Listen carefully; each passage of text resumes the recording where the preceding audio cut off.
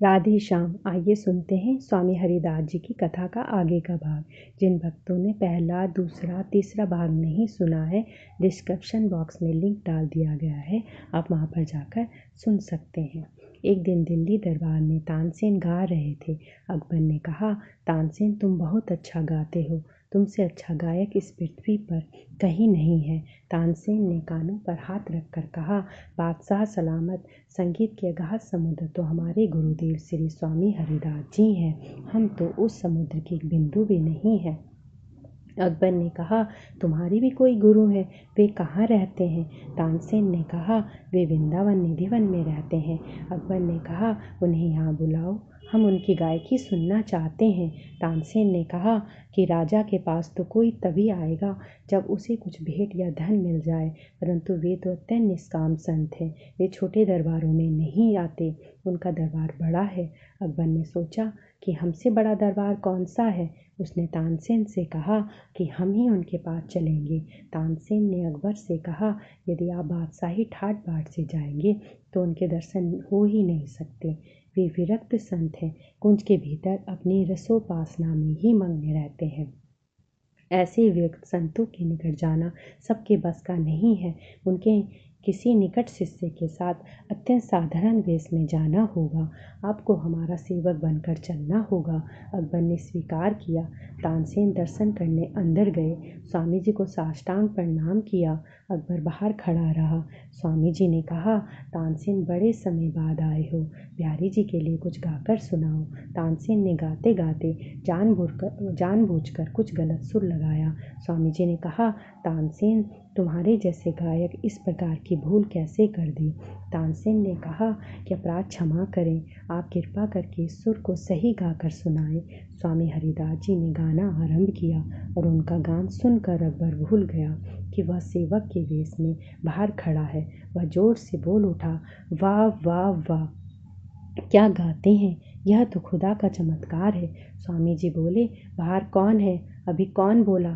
तानसेन ने कहा, गुरुदेव बाहर जो खड़े हैं वे बादशाह अकबर हैं। स्वामी जी ने बाहर देखा तो अकबर अति साधारण वस्त्रों में हाथ जोड़कर एक सेवक के वेश में खड़ा है।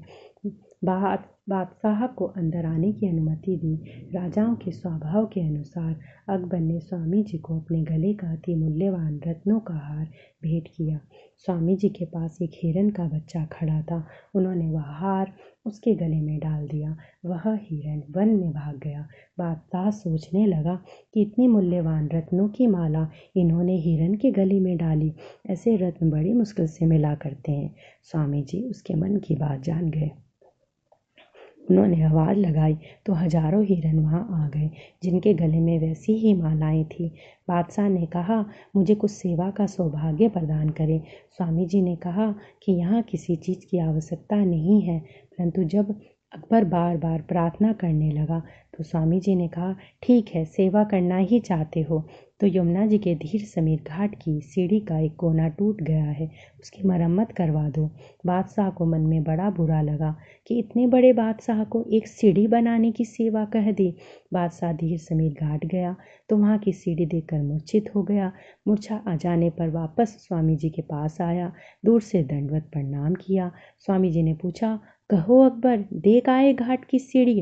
अकबर ने कहा, महाराज, जैसे ही मैं घाट पर गया तब मैंने देखा कि उस घाट की एक एक सीढ़ी पर अति मूल्यवान रत्न जड़े हैं। ऐसे ऐसे रत्न तो इस धरती पर हमने देखे ही नहीं। मेरे संपूर्ण खजाने को खाली भी कर दूं तो भी मैं उस सीढ़ी का एक कोना भी नहीं बनवा सकता। आपने मेरी बादशाहित का घमंड तोड़ दिया। चरणों में साष्टांग दंडवत करके बोला, अब कृपा करके ऐसी सेवा बताइए जो मैं कर पाऊँ। स्वामी जी ने कहा कि बंदर, मोर, हिरन, भालुओं को चना खिला दो। उन्होंने यह भी कहा कि वृंदावन में किसी भी पशु, पक्षी और वृक्षों की हिंसा नहीं होनी चाहिए। इस वृंदावन का हर कण, हर पशु पक्षी दिव्य है। अकबर ने ऐसा ही किया। प्रतिवर्ष 100 मन चना मतलब 4000 किलो चना अकबर की ओर से मोर, बंदर आदि के लिए वृंदावन भेजा जाता था। स्वामी सिर पर्वतपुरी जी पर कृपा। एक उत्तराखंड के महात्मा थे, स्वामी पर्वतपुरी जी। उन्होंने तपस्या करके बहुत सारी सिद्धियां प्राप्त की थी। योग बल से उन्होंने अपनी आयु को बढ़ाकर 1200 वर्ष कर दिया था। उनको अपनी सिद्धियों का अहंकार भी था। एक दिन उन्होंने स्वामी हरिदास जी के बारे में सुना कि वे कुछ कोटि के रसिक हैं, संगीत साधना से प्रिय प्रियतम को रिझाते हैं। वे प्रेम व भक्ति मार्ग को इतना श्रेष्ठ नहीं मानते थे। वे परीक्षा करने वृंदावन पहुंच गए। स्वामी हरिदास जी के भजन में विक्षेप डालने के लिए कभी सिंह बनकर दहाड़ने लगते, कभी अजगर बनकर खाने दौड़ते, पर स्वामी जी थोड़े भी भजन से नहीं हटते। एक दिन स्वामी जी मोर बंदरों को प्रसाद खिला रहे थे। उसी समय पर्वतपुरी जी मोर बनकर प्रसाद पाने आ गए। स्वामी जी ने उन्हें पहचान लिया। ये तो वही सिद्ध महात्मा है। स्वामी जी बोले, ठाकुर जी की कृपा से आपको मानव शरीर मिला। आपने इतनी तपस्या करने की सामर्थ्य है, परंतु आपने अपने जीवन के इतने वर्ष सिद्धियां पाने में गंवा दिए। इससे तो जीव का पतन ही होता है। स्वामी जी ने मोर रूप लिए उस सिद्ध के पास जाकर उसको भी प्रसाद दिया।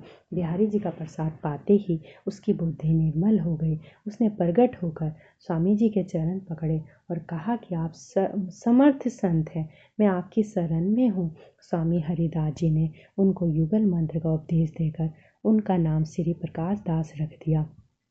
राजा राम बुंदेला और मधुकर साहब पर कृपा। एक दिन अन्नकूट महोत्सव में बिहारी जी को अन्नकूट का भोग धराया जा रहा था। उस समय राजा राम बुंदेला और मधुकर साहब अपने गुरु श्री हरिराम व्यास के साथ वहां आए हुए थे। उन्होंने देखा कि बिहारी जी को मिट्टी के पात्रों में भोग लगता है, तो उन्होंने सोचा कि स्वामी जी विरक्त महात्मा है, धातु के बर्तनों की व्यवस्था नहीं हो पाई होगी। राजा राम बुंदेला ने स्वामी जी से कहा कि यदि सेवक को सेवा की आज्ञा हो जाए तो भगवान की सेवा के लिए सोने के बर्तनों को बनवा दूंगा। मिट्टी के बर्तनों में भोग लगाना ठीक नहीं लगता। स्वामी जी ने कहा, यह सामान्य मिट्टी नहीं है, यह बर्ज है। स्वयं तो इसकी कोई बराबरी नहीं कर सकता। राजा के मन में आया कि मिट्टी तो आखिर मिट्टी ही होती है, इसमें ऐसी क्या विशेषता। यह तो केवल स्वामी जी के मन की श्रद्धा होगी। स्वामी जी उसके मन की बात जान गए और राजा को उन्होंने दिव्य दृष्टि प्रदान करते हुए बोले, एक बार विश्वास भरी दृष्टि से पुनः इन पात्रों को देखो। राजा ने जैसे ही पात्रों को देखा तो सभी पात्र दिव्य प्रकाश से चमचमाते हुए दिखाई दिए। स्वामी जी की कृपा से मधुकर साहा को भी यही दृश्य दिखाई पड़ा। इस घटना के बाद दोनों राजाओं के मन में ब्रज के प्रति विशेष श्रद्धा जाग गई। मधुकर साहा तो ऐसे प्रभावित हुए कि उन्होंने कहा कि अब मैं वृंदावन की सीमा के बाहर जाऊंगा ही नहीं।